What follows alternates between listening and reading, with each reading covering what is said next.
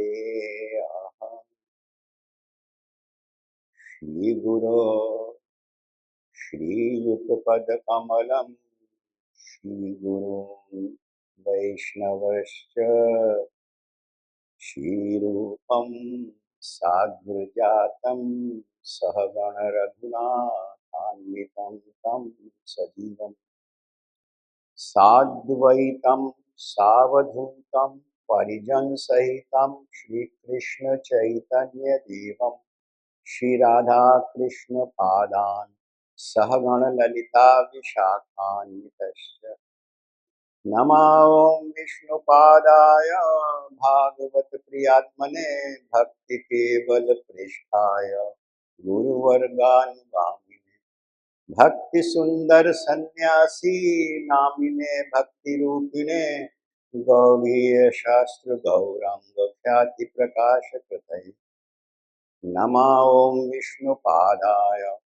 औड्लोमि प्रियात्मने श्रीमते भक्ति श्री परिव्राजक इति नामिने गौरवाणी प्रचारोल्लासी सर्वलाद विधायिने श्री रूपिणोत् सरस्वती धारा संरक्षिणे नमामि विष्णुपादाय सरस्वती प्रियात्मने श्रीमते भक्ति श्री रूप भागवताभिधायिने भागवत कथा स्वादी भक्ति विज्ञान दायिने गुरु गौरांग निष्ठाय हरि कीर्तन मोदिने भक्त संग सुखानंदी सिद्धांतार्णवरूपिणे श्री भक्ति विनोद धारा स्नाताचार प्रभुते नमः अज्ञानतिमिरान्धस्य ज्ञानाञ्जन शलाकया चक्षुरुन्मीलितं येन तस्मै श्री गुरुवे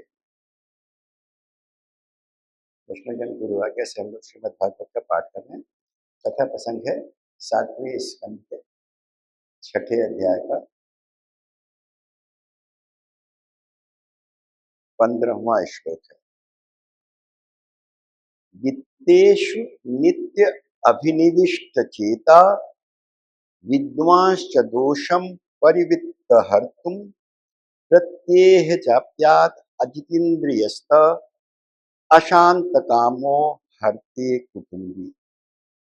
कथा प्रसंग इस प्रकार से है कि प्रहलाद महाराज को शुक्राचार्य के दोनों लड़के शंड और अमर ये इनके ट्यूटर नियुक्त हुए, तो शिक्षा उनके घर में रह करके ग्रहण कर रहे हैं।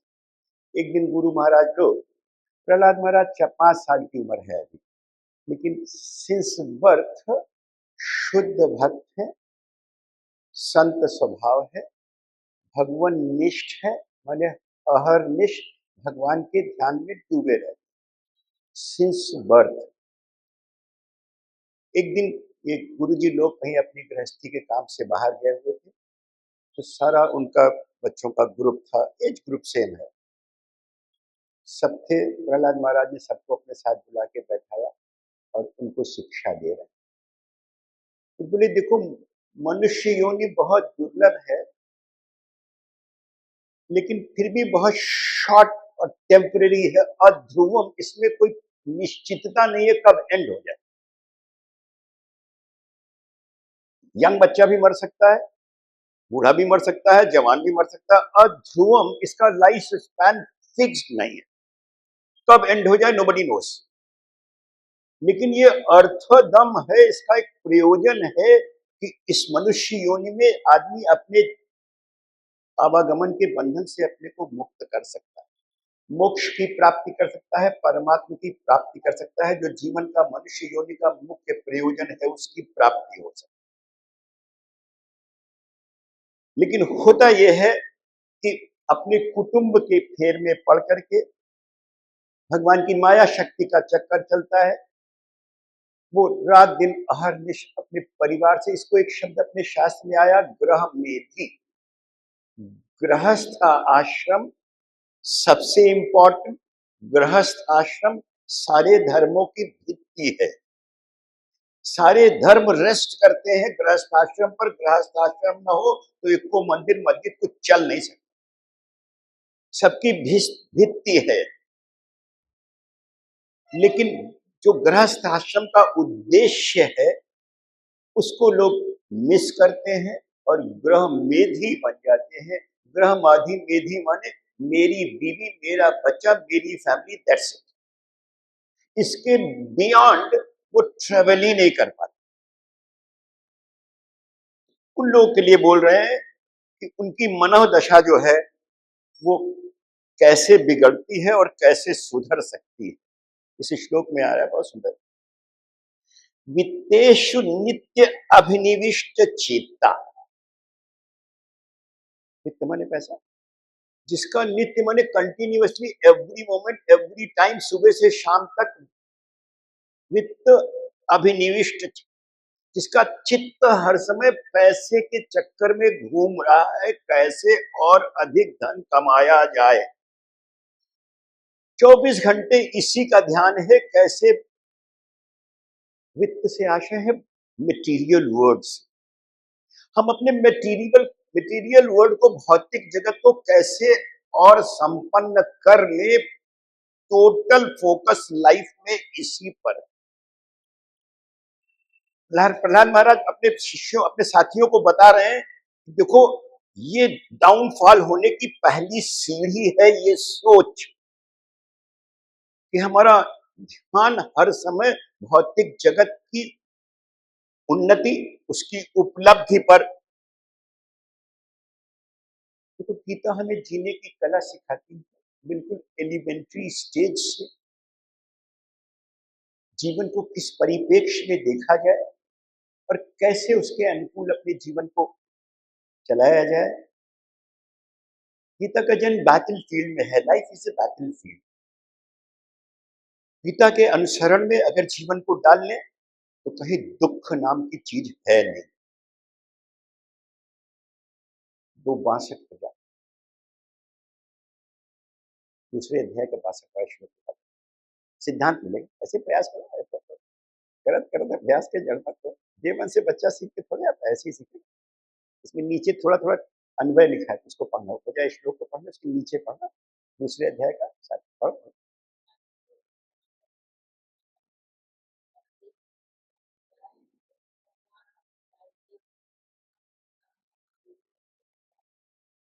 ध्यायतो विषयान पुंसा संगस्तोष जाय, संगात संजायते कामा, कामात क्रोधो विगत।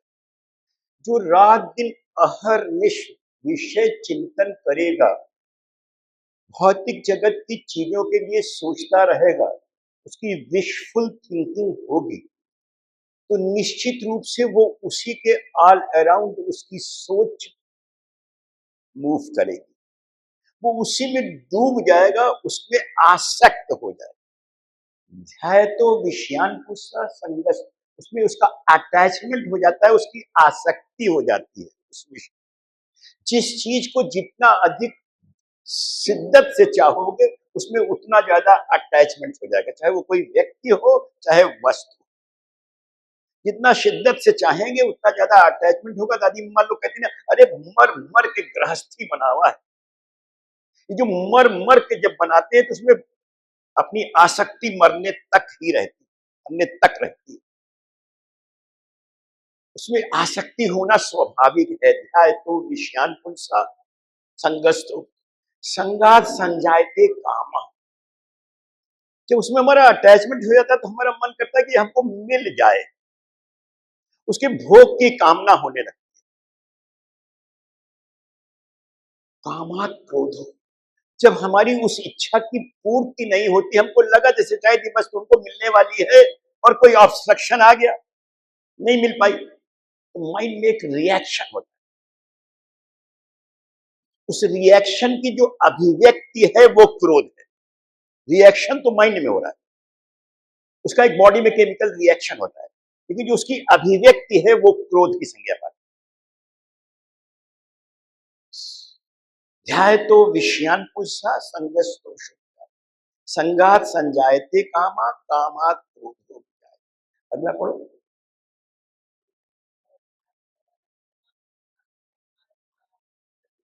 किसी को गीता का शौक है तो हमसे ले सकता है, किसी को गीता पढ़ना तो हमसे ले लो। साथ में पढ़ने से, कैच करने से आसानी है।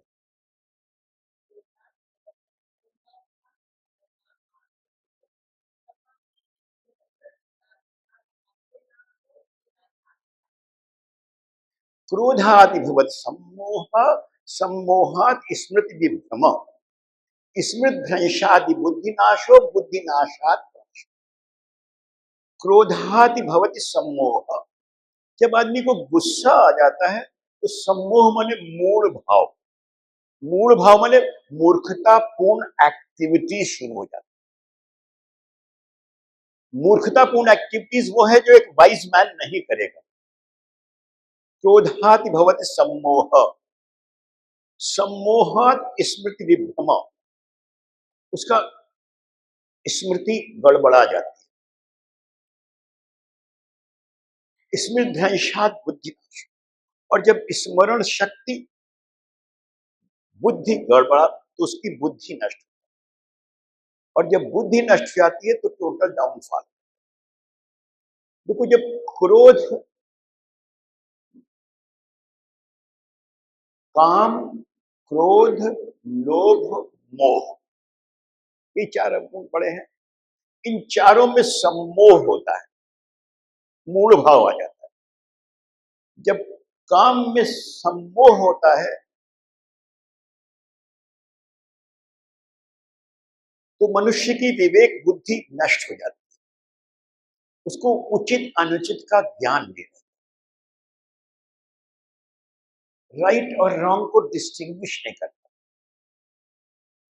और जब क्रोध में सम्मोह होता है, क्रोध में मूढ़ भाव आता है, तो उसको ये ध्यान नहीं रहता है कि जो बड़ा है इसके साथ हमें क्या बोलना चाहिए, उसको ये विचार नहीं रहता कि हमें इस बड़े के साथ क्या बोलना चाहिए, वो ऑल फॉल बग जाता है। उसको ये भी विचार नहीं रहता कि ये मेरा बड़ा है, इसके साथ मुझे ऐसा व्यवहार नहीं करना चाहिए। उसका व्यवहार दूषित हो जाता है, उसका शब्दों की अभिव्यक्ति दूषित हो जाती है, ऑल फॉल बोलते हैं। लोभ में जब सम्मोह होता है तो उसको कर्तव्य अकर्तव्य, सत्य असत्य का ज्ञान नहीं रहता, राइट रॉन्ग का ज्ञान नहीं, किसी तरह से उसको पाना है, उस पाने के लिए वो कोई भी रॉन्ग मीन्स को ऑप्ट कर देता है। लोभ का सम्मोह उसकी बुद्धि को इस तरह कर, और मोह जब होता है तो आदमी का समत्व भाव, जब मोह में सम्मूढ़ भाव आता है तो उसका मेंटल इक्विलिब्रियम खो जाता है, वो पक्षपात करने लगता। न्याय कहीं और जा रहा था, सही कोई और था, लेकिन मोह मेरा इनसे था, मैंने इनका पक्ष ले लिया, पक्षपाती हो जाता, मूढ़ भाव आ जाता है। और जब बुद्धि में ये मूढ़ भाव आ जाए, मूढ़ भाव माने मूर्खतापूर्ण आचरण,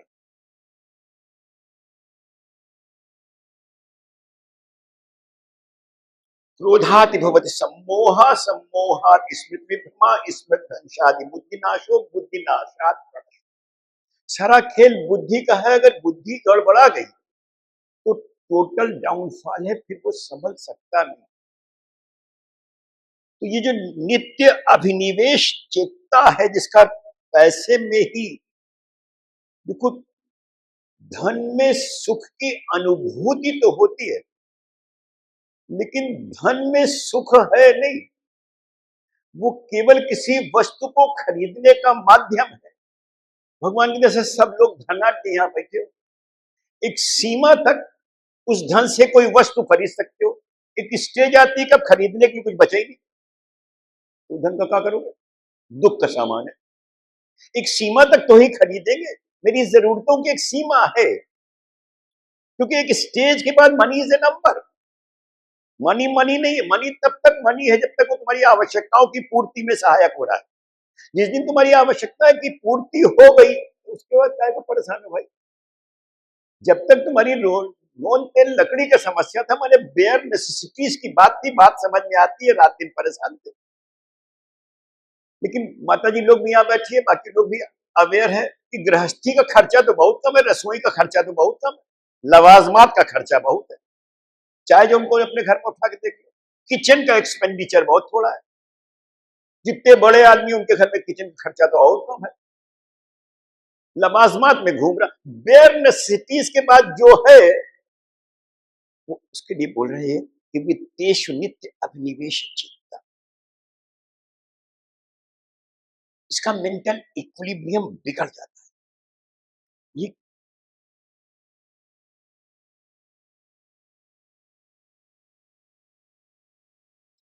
आप पे अजितेंद्रिय था, ये वो आदमी है जिसका अपने ऊपर सेल्फ रिस्ट्रेन नहीं। जब आदमी के पास सेल्फ रिस्ट्रेन रहता है तो वो अपने को एक स्टेज पर रोक लेता है।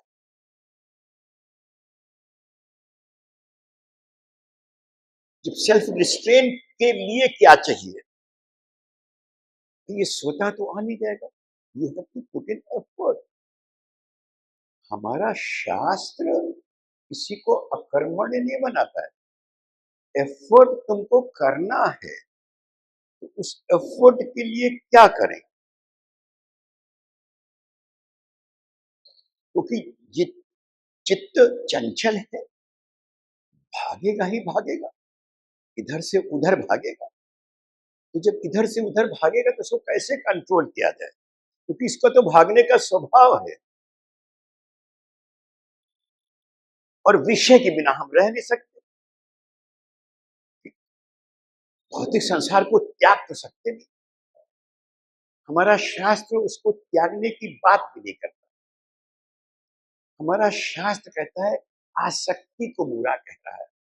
जो राग है, राग मतलब उसमें अटैचमेंट, उसमें जो हमारा अटैचमेंट है उसको हटाना है। ये कैसे हटेगा? जब हमारी बुद्धि का पूरा पूरा प्रयोग करेंगे, चीजों को सही परिप्रेक्ष्य में देखेंगे। जब तक हम चीजों को सही परिप्रेक्ष्य में नहीं देखेंगे, हम सही कंक्लूजन पे पहुंच नहीं सकते। 5:22 पढ़ो, 5वें अध्याय का 22वां श्लोक।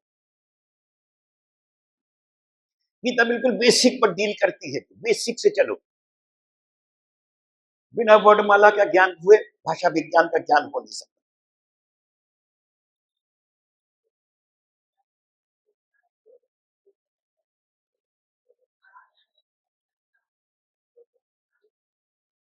ये ही संस्पर्शजा होगा दुख योनिया एव आद्यंतवंतः कौन्तेय न तेषु रमते बुधा। बुधा माने इंटेलेक्चुअल्स, बुधा माने विवेकशील, बुधा माने मनीषी, बुधा माने the person, right thinking person of the society, जो चीजों को सही परिप्रेक्ष्य में देख रहे हैं, वो चीजों को एनालाइज करते हैं, सिचुएशन को एनालाइज करते हैं to come to the ultimate conclusion. क्योंकि जब तक एनालाइज नहीं करेंगे तब तक अल्टीमेट कंक्लूजन पर पहुंच नहीं सकते।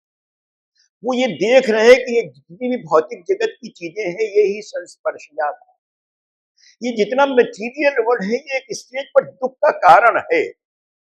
ये ही संस्पर्शजा होगा दुख योनिया। क्योंकि निश्चित रूप से आद्यंत बनता है, ये किसी के साथ रहने वाला नहीं। कोई भी चीज किसी के साथ अल्टीमेटली रहती नहीं है, सबका एक टेम्परेरी साथ है।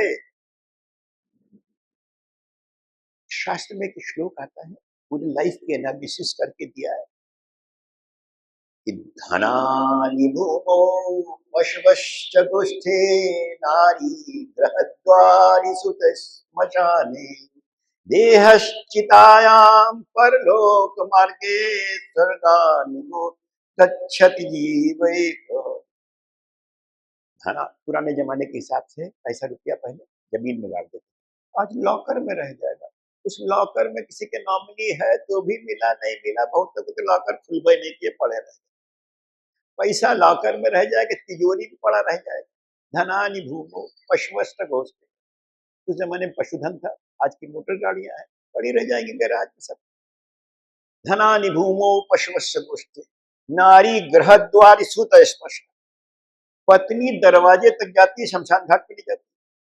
पत्नी तुमको दरवाजे तक छोड़ देगी, दरवाजे के बाद आगे साथ में नहीं जाएगी। और पुत्र शमशान घाट तक पहुंचा देगा, चिता तक ये शरीर पहुंच जाएगा। उसके बाद क्या, अकेला जाना है जीप, कोई साथ में नहीं जाएगा, न पैसा जाएगा, न रुपया जाएगा, न आदमी जाएगा, न कोई साथ में जाएगा नहीं। चीजों को एनालाइज करके देखो। एक बहुत अच्छा सा शेर है, बहुत हकीकी है कि दबा के कब्र में सब चल दिए, न दुआ न सलाम। दबा के कब्र में सब चल दिए, न दुआ न सलाम। जरा सी देर में क्या हो गया जमाने को, 2 मिनट में सब साथ खत्म। जरा सी देर में क्या हो गया जमाने को, सब टेम्पररी आद्यंतवंतः कौन्तेय। तो जो बुधा जन है न तेषु रमते, वो उसमें रमण नहीं, उसमें इन्वॉल्व नहीं। तो कैसे करते हैं? कोई 64 पे जाओ, दूसरे अध्याय का 64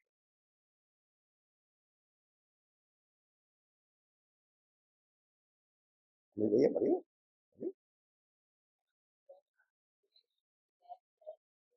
अभ्यास करो।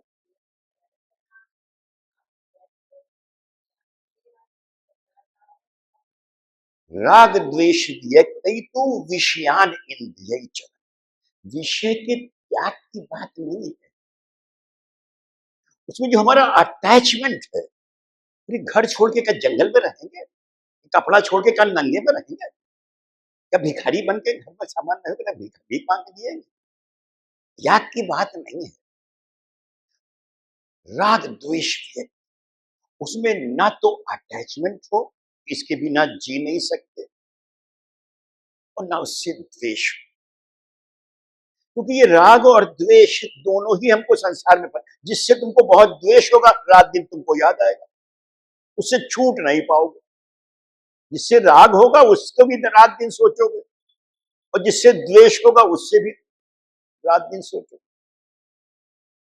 तो राग और द्वेष दोनों तुमको संसार में फंसाने वाले। तो राग द्वेष व्यक्तित्व विषयान इंद्रिय। कोरिया में बंगला है और हिंदी की तरह का शुद्ध सिद्धांत दिया है कि विष यथा युक्त विषय भोज, जितना जरूरी है उतना विषय का भोग, विषय माने मटेरियल वर्ल्ड का एंजॉयमेंट कर। बंगला में है बिल्कुल हिंदी की तरह है कि मरकट वैराग्य न कर लोक दिखाई। बंदर के रोटी दिखाओ, मुंह फेर लेगा, और वरना तुम्हारे हाथ की छीन ले जाए। तो बोलते मरकट वैराग्य न कर, बंदर की तरह से न कर यार, दिखावे वाली बातें न करो। नहीं नहीं हमका तो कुछ नहीं चाहिए, हाथ बढ़ा रहे, नहीं नहीं हमको नहीं चाहिए। Hypocrisy not enough. राग द्वेष मरकट वैराग्य न कर लोक दिखाइया, यथा युक्त विषय भुंज अनासक्त। यथा युक्त जितना जरूरी है उतना उसका भोग करो, लेकिन उसमें इन्वॉल्व मत। कथा है, सही होगी, साधुओं के मुख से सुना है। कृष्ण गोपियों से बहुत इन्वॉल्व है, बहुत ज्यादा इन्वॉल्व है। एक बार दुर्वासा जी के लिए गोपियों को भोजन लेके जाना था जमुना के उस पार। जमुना बहुत बड़ी हुई थी, जा नहीं सकते किसी तरह से। तो बहुत परेशान, पता सबको है कि दुर्वासा गुस्साए जाएंगे तो भगवान जाने कौन सा शराब देते। जब बहुत परेशान होती थी ये लोग आखिर में भगवान के पास जाती थी मदद के लिए। तो कृष्ण के पास गए कि कृष्ण मदद करो। कृष्ण कहे ना हम क्या करें, जाना तुमको है। अरे कहीं इस समय मजाक का टाइम नहीं यार, हमको मदद करो, ये हमारी जान क्या है। इनको अच्छा ऐसा करना, जमुना मैया के पास जाना, है ना, जमुना मैया अगर कृष्ण को तुम्हारे इन गोपियों में कोई इंटरेस्ट ना हो तो हमको मार्क दे दो।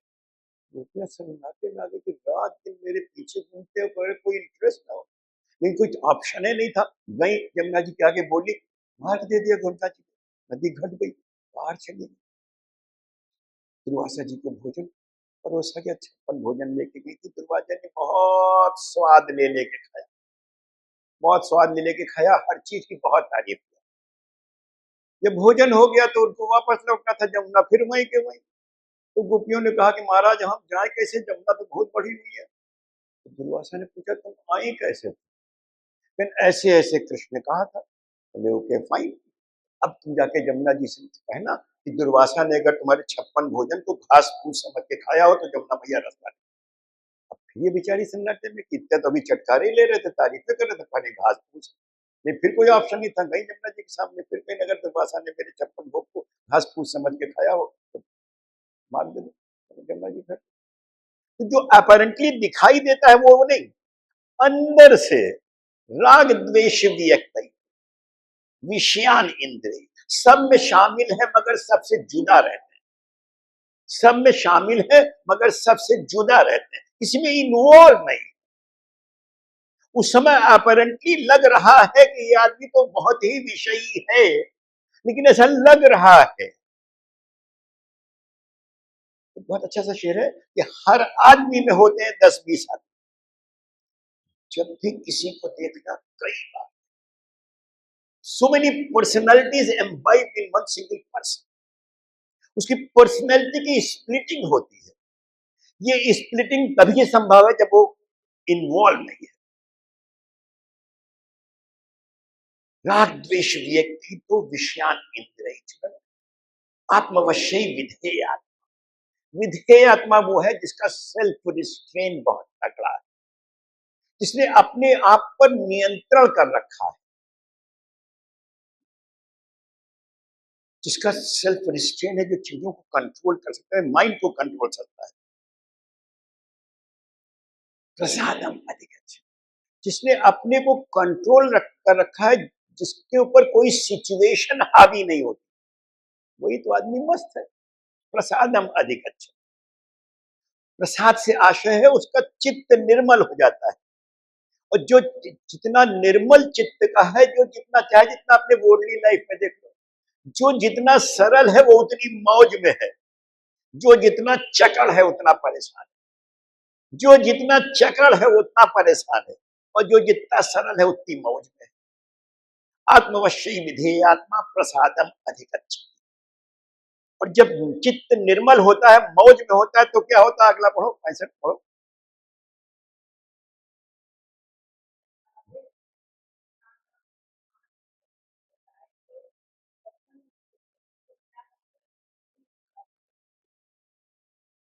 प्रसादे सर्व दुखानाम हानिरस्य। जैसे तुम्हारे तुम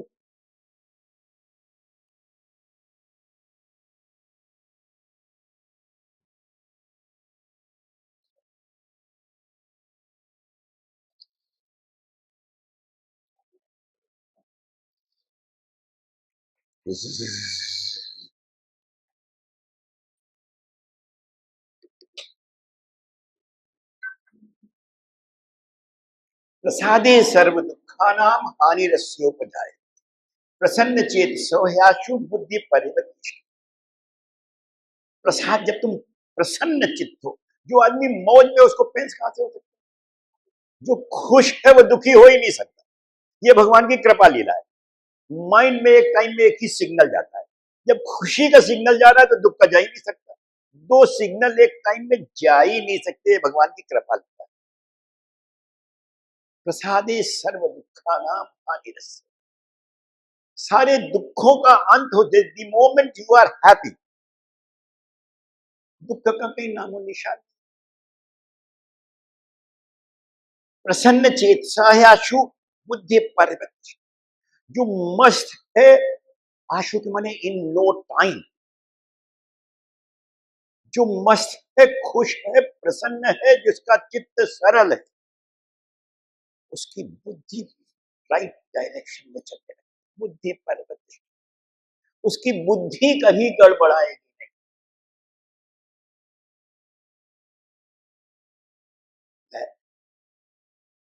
क्या है, हमको ऐसी बुद्धि देना दाता, उनका विश्वास। सारा खेल बुद्धि का है। बुद्धि राइट पर्सपेक्टिव में देखने लगती है, राइट डायरेक्शन में चलने लगती है, और जब बुद्धि राइट डायरेक्शन में चलने लगती है तो उसकी सोच बदल जाती है। नजरिया बदला, नजारे बदले, उसकी सोच बदल जाती है भौतिक जगत के प्रति। 270 पढ़ो।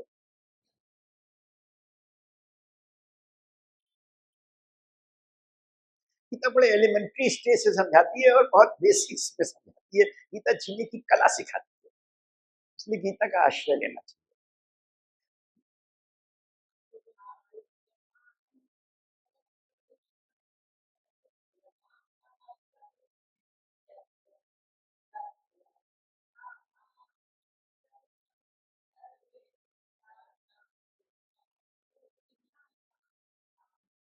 आपूर्यमाणम् अचल प्रतिष्ठं समुद्रमापा प्रविशन्ति यद्वत् तद्वत् कामा प्रविशन्ति सर्वे स शान्तिमाप्नोति न काम कामी। उदाहरण समुद्र का दिया।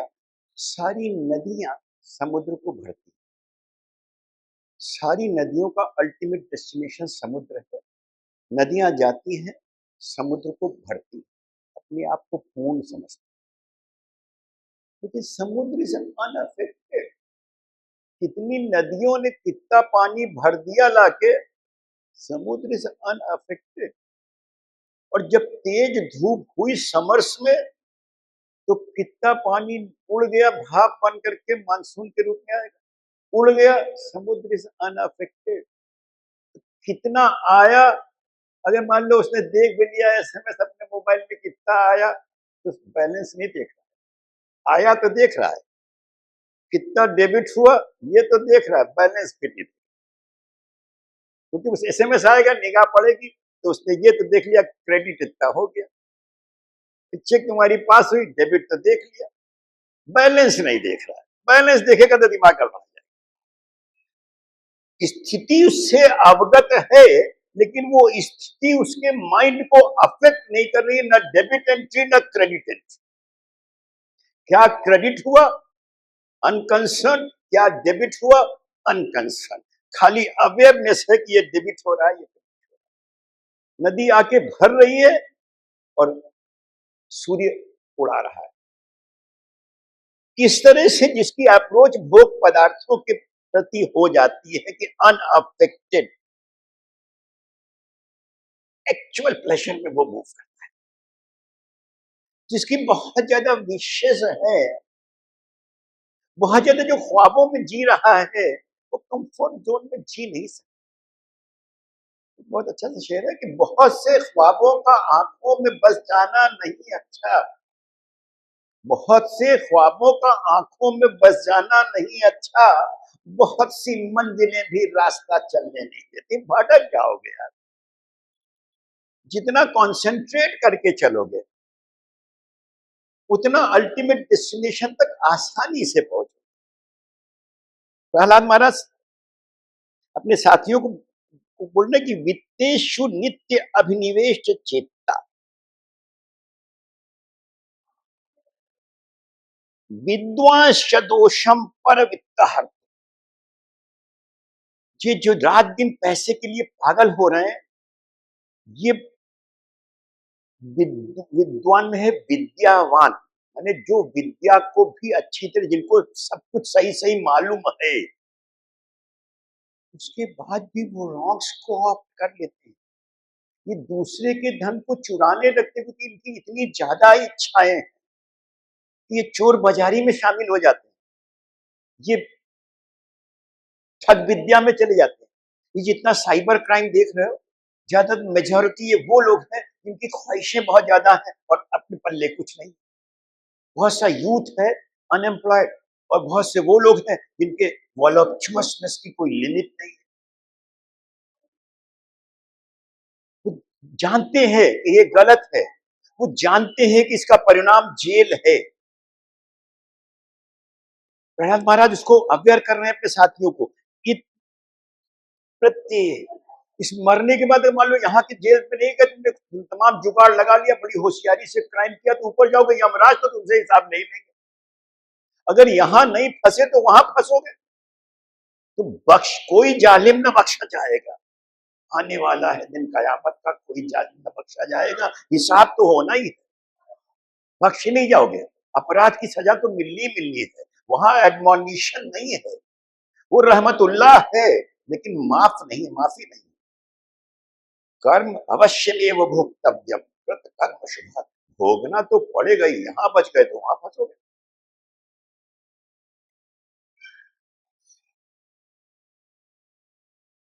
विद्वान पीठम धनुजा कुटुंबम पुष्पन लोकाय न कल्पते वै। महाराज अपने साथियों से बोले कि खाली पढ़ लिख गए ये कोई बात नहीं हुई, बहुत पढ़ा लिखा है, बहुत विद्वान है, लेकिन अगर भगवान से जुड़ा नहीं तो वो फिर बेकार है। यहाँ पर आखिरी मुगल बादशाह हुआ बहादुर शाह जफर। उसकी एक गजल है बहुत अच्छी, उसका एक कपलेट, उसका एक पार्ट है, शेर है। जफर आदमी उसको न कहिएगा, चाहे कैसा हो साहिब फहम हो सका, चाहे कितना भी पढ़ा लिखा आदमी हो, चाहे जितना पीएचडी की डिग्री हो उसके पास, लेकिन वो इंसान कहलाने के काबिल नहीं। जफर आदमी उसको न कहिएगा, चाहे कैसा हो साहिब फहम हो सका, जिसे ऐश में याद खुदा न रही, जिसे तैश में खौफ खुदा न रहा। जो ऐश में भगवान को भूल गया या जो तैश में भगवान को भूल गया, वो चाहे जितना पढ़ा लिखा हो बेकार है। जो विधेय आत्मा है, वो विधेय आत्मा की स्टेज तक पहुंचा कैसे जाए?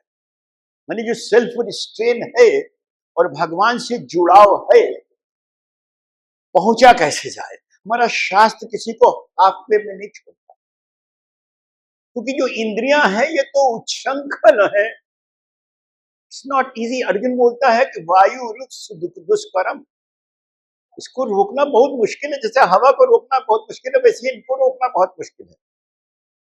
गीता एलिमेंट्री स्टेज से सिखाती है 2:60 करो, दूसरे अध्याय का 60वां श्लोक।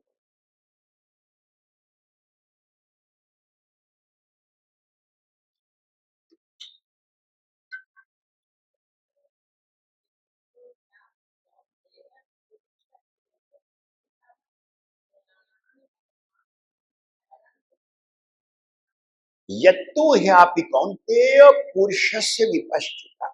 विपश्चिता माने वो आदमी जो बहुत समझदार है, बहुत सेल्फ रिस्ट्रेन में जी रहा है,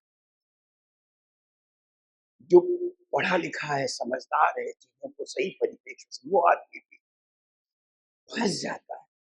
उसका मन चंचल है, लेकर के बुद्धि को भी मन अपने साथ लेके चला जाता है।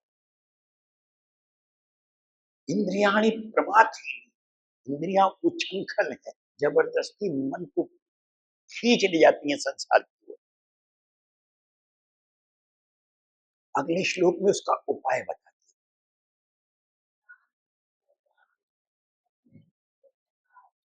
2:61।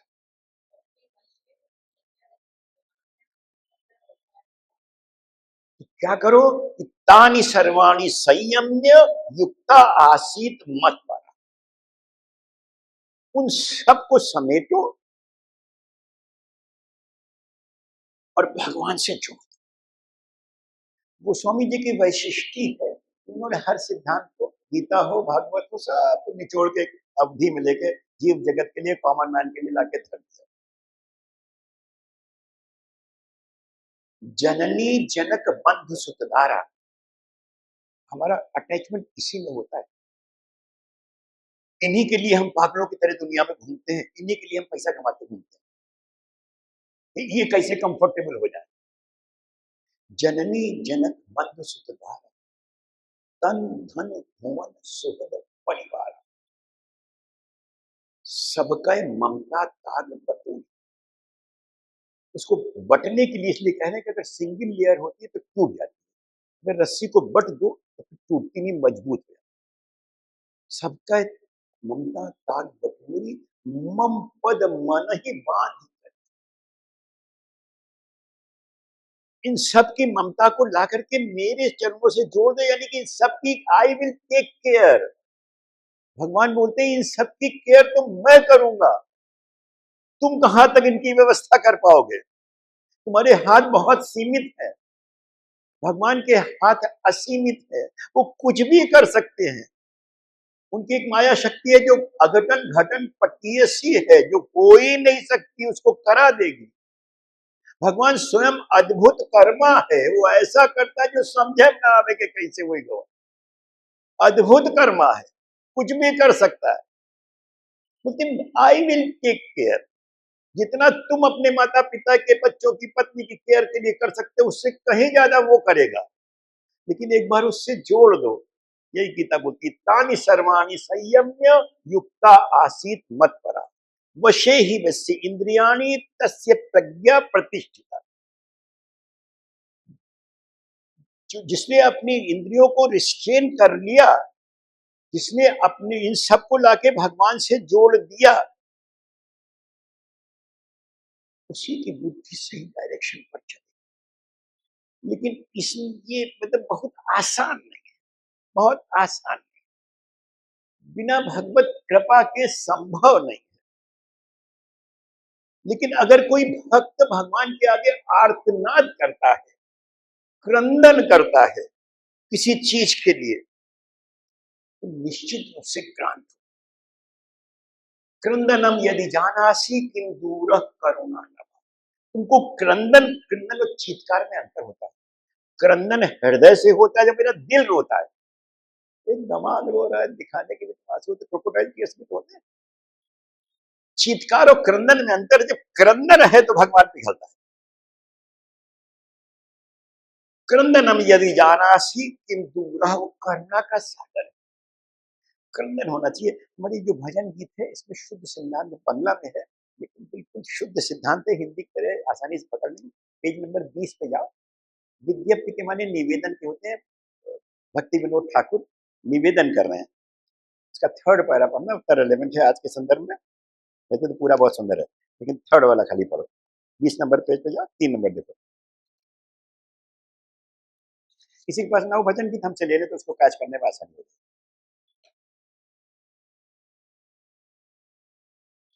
गौड़िया के 3 ठाकुर हैं, गोविंद, गोपीनाथ, मदन मोहन। तो गोपीनाथ जी से निवेदन कर। गोपीनाथ हमारा उपाय नाही, ये क्रंदन है कि मेरे पास का कुछ है नहीं, न मेरा कोई इलाज है, मेरी बीमारी लाइलाज। तुमी कृपा करी हमारे लईले, संसारे उद्धार पाई। आप कृपा करके हमको, तब तो मेरा संसार से उद्धार हो जाएगा, वरना अपने बस का है नहीं। गोपीनाथ पड़े छी मायार फेरे, हम माया के चक्कर में फंस गए। और इस तरह से बुरी तरह से, माया बहुत शक्तिशाली है, जो माया के बंधन में फंस गया छूट नहीं सकता, उसको मायापति ही छुड़ा सकता है। धन दारा सुत हीरे छे हमारे, कामे तेरे छे छे जे। पैसे का चक्कर, पत्नी, पुत्र, ये सारा संसार ये घेरे पड़ा हुआ है, सबके लफड़े में फंसा हुआ। गोपीनाथ मन ये पागल मोरे, न माने शासन सदा अचेतन, विषय छेद छे घोर। हम हमारे मन को समझाने की बहुत कोशिश करो, समझने को तैयार होता नहीं है। वो कहता है अरे यार, कैसे संसार में आपका बीवी की न सोचेंगे, बच्चों के लिए सोचेंगे, कैसे चलेगा यार, इनको कौन खाना पानी देगा, इनकी एजुकेशन कहाँ से होगी, इनका स्कूल कहाँ से होगा, मैं परेशान है।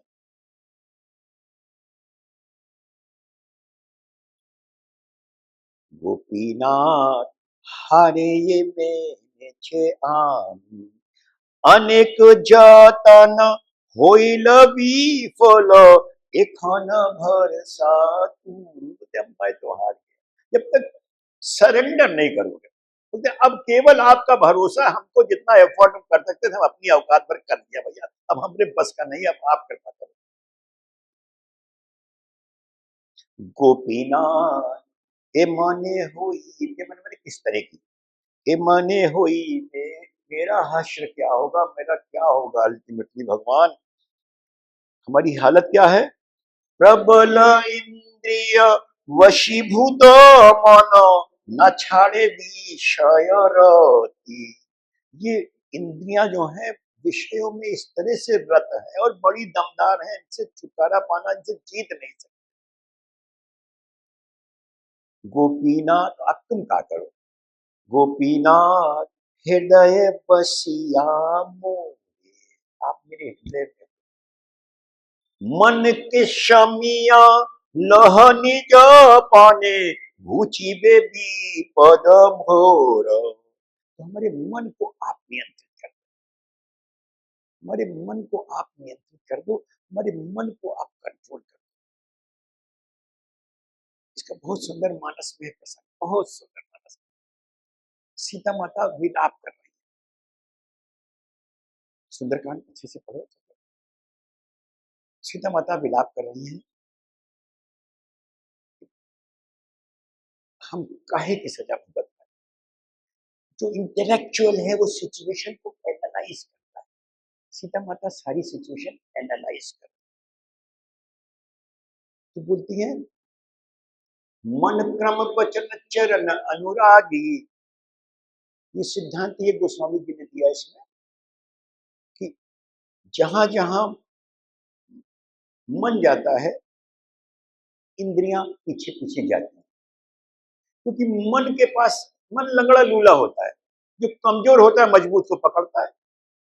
मन लंगड़ा लूला है, इसके पास कुछ है नहीं, तो वो एक साथी पकड़ता है, वो इंद्रियों को पकड़ लेता है। इंद्रियां उसके बहकावे में आ जाती, चली जाती। जहां मन जाता है, मन डोले तन डोले, तो जहां मन जाएगा वहां इंद्रियां चली जाएंगी, मन लगेगा वहां इंद्रियां लग जाएंगी। लेकिन सिद्धांत दे रहे हैं गोस्वामी जी कि अगर भगवान से जुड़ाव है तो मन अगर एक बार हट भी जाए तो इंद्रियां नहीं हटेंगी। मन क्रम वचन चरण अनुरागी। सीता माता एनालाइज कर रही सिचुएशन कि मन सा वाचा कर्म तीनों से मेरा तो भगवान के चरणों में अनुराग। मन मन क्रम वचन चरण अनुरागी, कहे अपराध नाथ हूं त्यागी। तो मेरी गलती का है कि भगवान ने हमको क्यों त्याग किया? स्वयं ही एनालाइज कर रहे। अवगुण एक मोर मैं माना, विचरत प्राण न कीन पयाना। एक गलती तो मैं मान रही हूँ भाई, जब हमारा उनका वियोग हुआ तो मेरे प्राण निकल गया। लेकिन उस प्राण निकलने में क्या,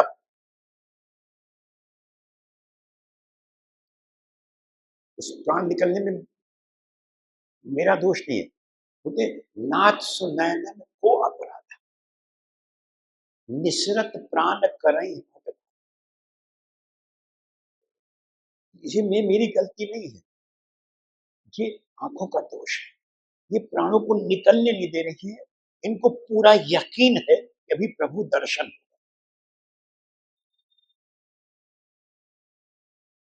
तो नयन श्रवही निज हित लाग, चरण पाव देह में रहा। अश्रु निरंतर, अश्रु इस बॉडी को ठंडा कर रहे हैं, वरना जो विरह की अग्नि है इससे मेरा ये शरीर ध्वस्त हो जाना चाहिए। उस विरह की अग्नि को शांत करने, रेडिएटर बहुत गर्म हो जाए, बर्स्ट कर जाएगा। उसके लिए पानी कंटिन्यूसली चलता है, कूलेंट चलता है इसको ठंडा करने।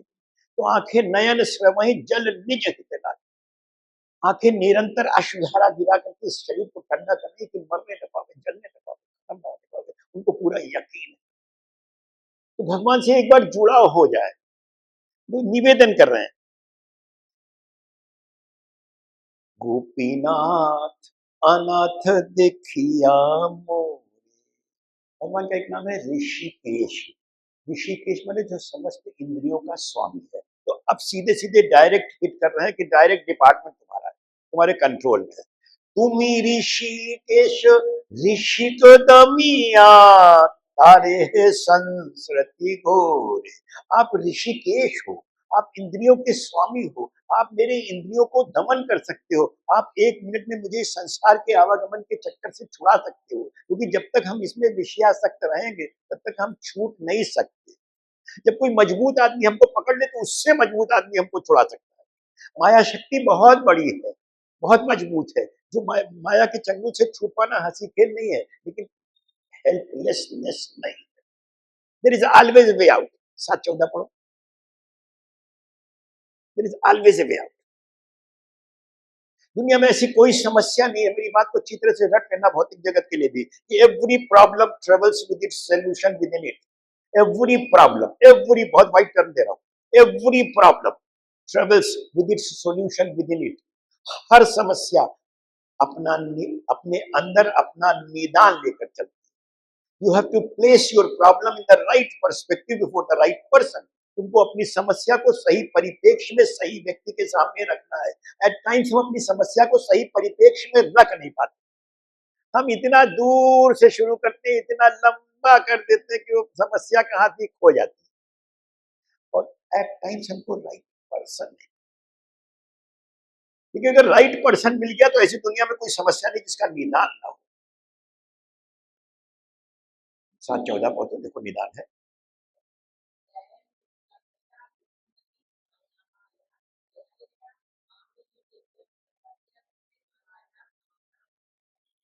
दैवी वैशा गुणमयी मम माया दुरत्य। भगवान बोलते हैं ये मेरी है तो बहुत दुस्तर है, बहुत कॉम्प्लिकेटेड है, इससे तुम छूट नहीं सकते, कोई नहीं छूट सकता इससे।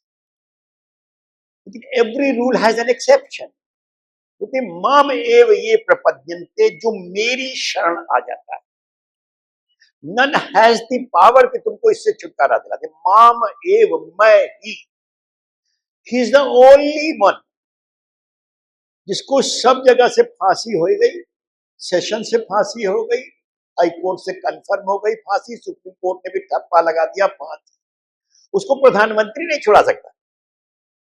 नरेंद्र मोदी बहुत पावरफुल है, छुड़ा नहीं सकता। उसको केवल और केवल राष्ट्रपति छोड़ सकता है और कोई छोड़ नहीं पाएगा। केवल और केवल कृष्ण के पास ये वीटो है। माम एव ये प्रपद्यन्ते, जो केवल मेरी शरण में आते, किसी और के, क्योंकि हर आदमी उनसे पावर डिराइव कर रहा है। जैसे कॉन्स्टिट्यूशन में सारी power lies with the public, public से डिराइव कर रहे हैं पावर, वैसे सब देवता पावर डिराइव करते हैं कृष्ण से। टोटल डेलीगेशन ऑफ पावर है, मगर ये पावर डेलीगेटेड ही नहीं है। एडमोनिशन की पावर डेलीगेटेड नहीं है, मैनेजमेंट डेलीगेटेड है। मैनेजमेंट डेलीगेटेड है, एडमोनिशन डेलीगेटेड नहीं है। कृष्ण एडमोनिश कर सकते। दैवी हुए वैशा गुणमयी मम माया दुरत्या, माम एव ये प्रपद्यन्ते मायाम एताम तरन्ति। लेकिन तुमको भी कुछ करना है। बोला ना, हमारा शास्त्र अकर्मण्य नहीं बनाता। वो कि कृपा, लोग बोलते हैं कि अरे भैया कृपा तो अहेतु की होती है, कृपा साधन साध्य तो नहीं होती, कृपा तो जब भगवान की कृपा है जब आ जाए। देखो निर्मल बाबा की बात एकदम दूसरी है, उन्होंने कि जेब पर से कहा सिक्का निकालो और नदी में डाल दो, कृपा आ जाएगी। वो कृपा एकदम अलग। शास्त्र अकर्मण्य नहीं। एक ईमानदार साधक साधना करता है, एफर्ट करता है, क्योंकि जो एफर्ट कर रहा है वो तो शायद पा जाए, जो बड़ा सो रहा है वो पा जाए। कभी कभी सोया हुआ पाता है, लेकिन उसके पीछे किसी वैष्णव की रिकमेंडेशन होती है, किसी भक्त की कृपा होती है, यो नहीं पा सकता। जो साधन वाला है वो फिर भी पा सकता है। तो तुमको भी कुछ करना है, 5:25 पढ़ो।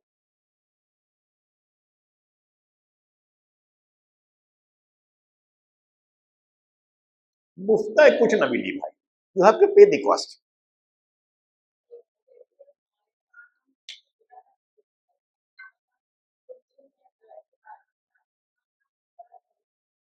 लभन्ते ब्रह्म निर्वाणम ऋषिया क्षीण कल्मषा, छिन्न द्वैधा यथात्मान सर्वभूत हित।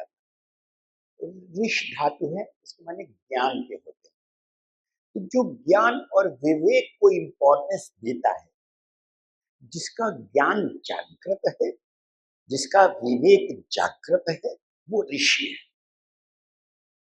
तो जिसका विवेक जागृत है, विवेक कहते हैं बुद्धि एनालिटिकल होती है, बुद्धि एनालिसिस कर देती है, बुद्धि व्हाट इज व्हाट बता देती है, बुद्धि विश्लेषणात्मक है, विश्लेषण कर देती है। बुद्धि कहा नहीं भैया हम जागृत सब रहे तो हमसे गलती हो गई। अरे भाई जब तुम सब जानते हो रहा तो काहे गलती हो गई? क्योंकि एक फैक्टर मिसिंग था इसलिए गलती हो गई। ये जो फैक्टर है ये विवेक कहलाता है। बुद्धि एनालिसिस कर देती है, विवेक राइट चीज को पिक करा देता है। तो जो ऋषि है इससे गलती नहीं हो सकती, ये राइट चीज को पिक करा देगा। विवेक जागृत है तो राइट चीज ही पिक होगी, तुम्हारा एक्शन कभी गलत होएगा। जो राइट ट्रैक पर चल रहा है, जिसका विवेक जागृत है, उसका भी जब कचड़ा दिमाग का निकल गया है। देखो एक भगवान की क्रिएशन होता है, छोटा सा मधुमक्खी, कभी कचड़े में बैठ के देखा है उसको? कोई मधुमक्खी हमका दिखा दो कचरे पे बैठी हुई है। कोई मधुमक्खी कचरे पे नहीं बैठती, सीधे फूल पे जाके बैठती। छोटा सा क्रिएशन है, उसको इतनी अकल है कौन सा कचरा है कौन सा फूल है। और तुमका कचरा और फूल में अंतर नहीं दिखाई देता। कचरा पे जाके बैठो, विवेक जागृत होना चाहिए कि क्या सही है क्या गलत। जब तक दिमाग का कचरा नहीं निकलेगा तब तक चीजें सही पर्सपेक्टिव में दिखाई देती। कल्पना छिन्न द्वैधा, द्वैध माने कहते हैं संशय, सस्पिशन। बिकॉज संशय इज वेरी वेरी ऑब्वियस। संशय इज वेरी वेरी ऑब्वियस। जितना पढ़ोगे, जितना सुनोगे, जितना जिस चीज में डूबोगे, संशय में कंफ्यूजन, उतना माइंड में कंफ्यूजन उठेगा, प्रश्न उठेंगे तमाम। क्लैरिटी ऑफ कॉन्सेप्ट नहीं, इट इज ऑब्वियस।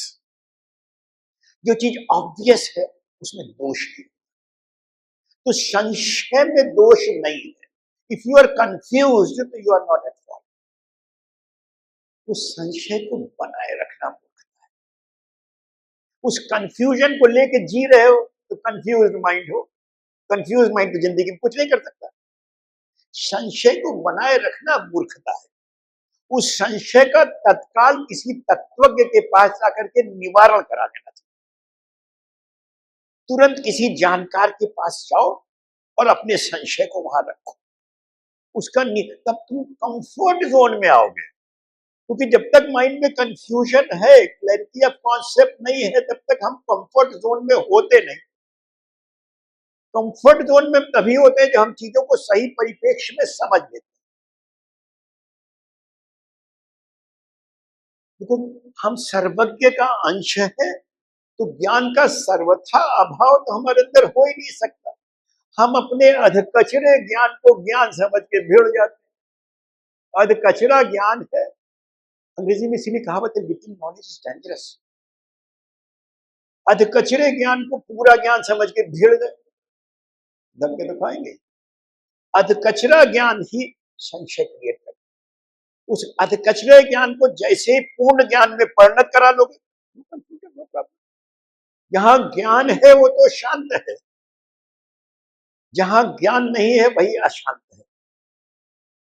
इसलिए कंफ्यूजन को वाइप ऑफ कराना, छिन्न द्वैता, यथात्मा, सेल्फ रिस्ट्रेन में चल रहा है, जिसके बहुत सी हसरतें नहीं है, बहुत से ख्वाब नहीं है, बहुत से ख्वाबों में नहीं जी रहा है, फैलेसीज में नहीं जी रहा है, रियलिटीज ऑफ लाइफ में जीता है, चीजों को सही परिप्रेक्ष्य में देख रहा है। सर्वभूत हिते रता बेसिक बात है और फंडामेंटल एकदम एलिमेंट्री बात। सर्वभूत हिते रता, प्राणी मात्र के गुड में कंसर्न। देखो, क्या मिला उसको नहीं मिला ये उसका भाग्य। तुम्हारे पार्ट पर तुम्हारा कंसर्न है, तुम्हारा कंसर्न है कि हर आदमी सुखी हो। हमारे देश से बड़ा कल्चर दुनिया में हो नहीं सकता। हमारे यहाँ प्रार्थना है कि सर्वे संतु निरामया। हमारी प्रार्थना है कि सब लोग निरोग होवें। सर्वे भवन्तु सुखिनः, सर्वे संतु निरामया, प्राणी मात्र सुखी हो। हम अपने लिए प्रेयर नहीं करते, लेकिन हम जब प्राणी मात्र के लिए कहेंगे तो हम उसमें इंक्लूड हो गए ना। जैसे जब कोई कहता है ना सब बेईमान, हम कहते तुम भी बेईमान, तो सब में तो तुम भी आ गए। सब ने कह दो हमको छोड़ के बाकी बेईमान तो बात समझ में आती। सब बेईमान कैसे हो सकते? दुनिया खत्म हो जाएगी। सर्वे भवन्तु सुखिनः, सर्वे सन्तु निरामया, सर्वे भद्राणि पश्यन्तु मां कश्चित् दुःख भाग् भवेत्। कोई भी प्राणी दुख का भागी न हो। तुम्हारा कंसर्न थे सर्वभूत हिते रता, तन्मे मनः शिव संकलमस्त। शिव माने कल्याण की सोचो, शिव माने कल्याणकारी। जो जो प्राणी मात्र के कल्याण में कंसर्न, तुम्हारा कंसर्न ही तुम्हारा धर्म है। क्या हुआ क्या नहीं हुआ ये तो उसका बना रहा भाग्य। उसको क्या मिला क्या नहीं मिला ये उसका भाग्य है। तुम्हारा कंसर्न तुम्हारा धर्म। प्राणी मात्र के गुड से कंसर्न हो जाओ। नेतागिरी वाला सर्वजन हिताय नहीं। हमने बोला ना, hypocrisy not at all. You have to be honest to yourself. भक्ति मार्ग में हिपोक्रेसी तो में निर्मल मन जर सो कोई। प्रेत आत्मना वही है जिसका मन एकदम शुद्ध निर्मल। समय शेष होता है, इसलिए यही शेष करते हैं। वांछा कल्पतरुभ्यश्च कृपा सिंधुभ्येव च पतितानां पावनेभ्यो वैष्णवेभ्यो नमो नमः। हरे कृष्ण।